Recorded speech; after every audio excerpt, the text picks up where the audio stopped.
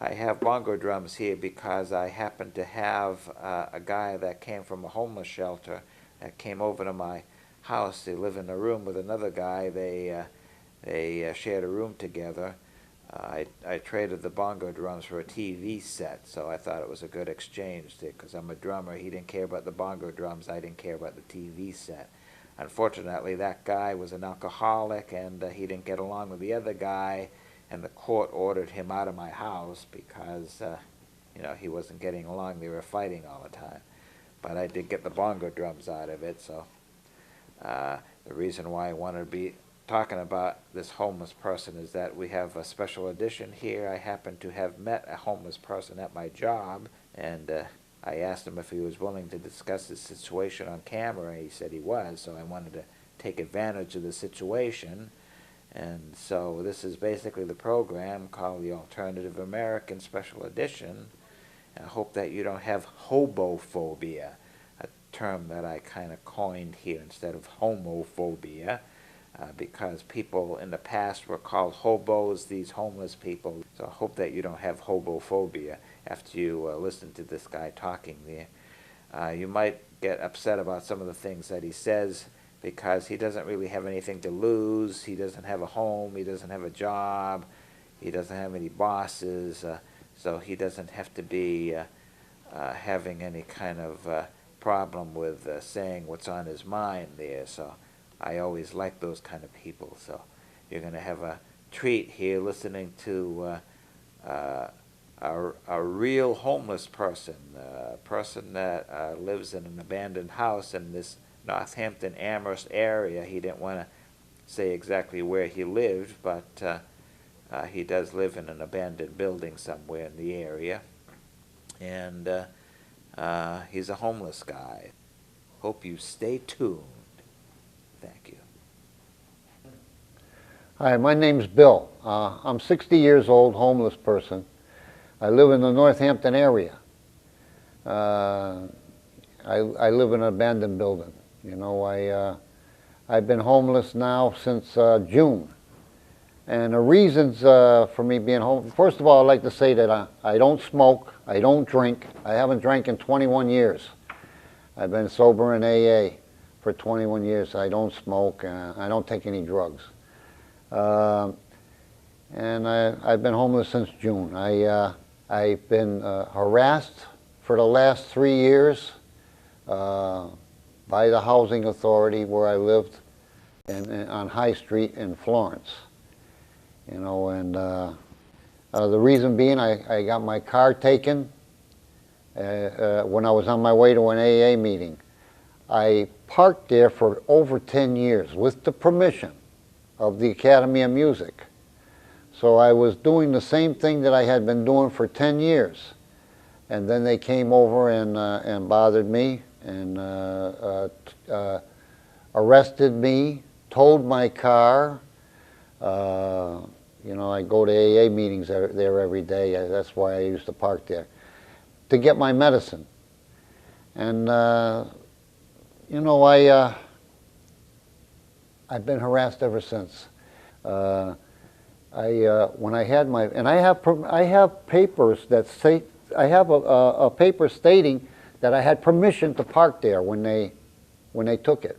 So that doesn't make me wrong.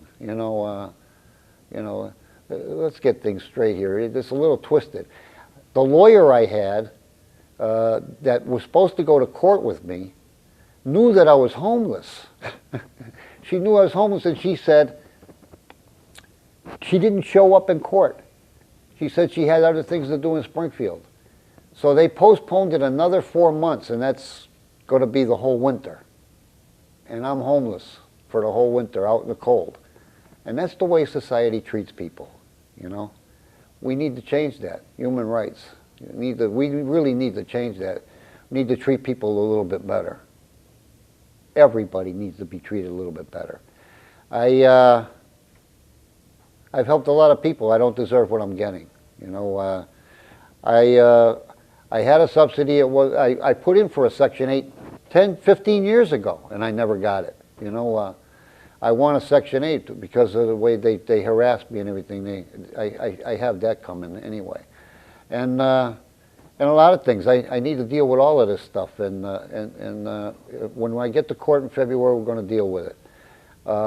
As far as me going into a shelter, I don't do shelters. I'm a loner, and I'm not the only one. You got to deal with these people too, you know. Like I said, I had 13 nervous breakdowns. I have a bad liver, and I have a bad back. All of those things.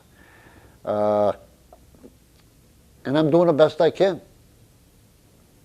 And I try to be nice to people all at the same time. I'll pass with that. Thank you. And you went to the AA meeting, and Yeah. maybe somewhere around that. Yes, it's right there, right next door. Right next door to the Academy of Music is the AA meeting that I go to every day. I was parking there for over 10 years, the same way.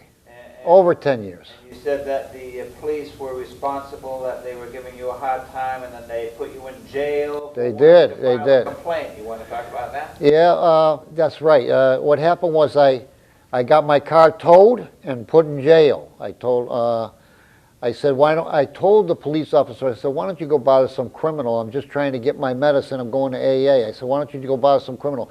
Why don't you go arrest George Bush? That's what I said to him. He put me in jail and he towed my car.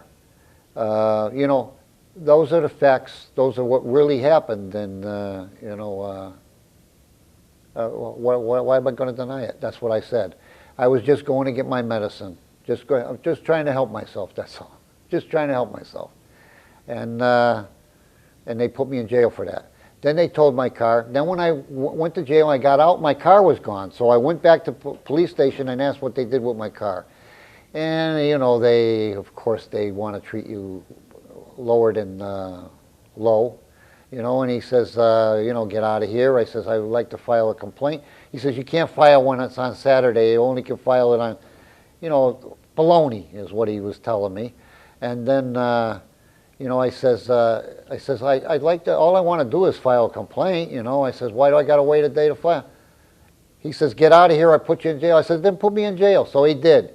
And they roughed me up, too. They roughed me up, slammed my face into the wall, and they expect me to forget about all of this. Never. I'm going to court with it. You know, I got it all on paper. And they ended up, yeah, that's what happened to me. Those are the things that really, truly happened to me. I'll take an oath, you know. You know, do the job. You got $1 million for the homeless, do the job, help the people. That's all I'm asking. That's all I'm asking.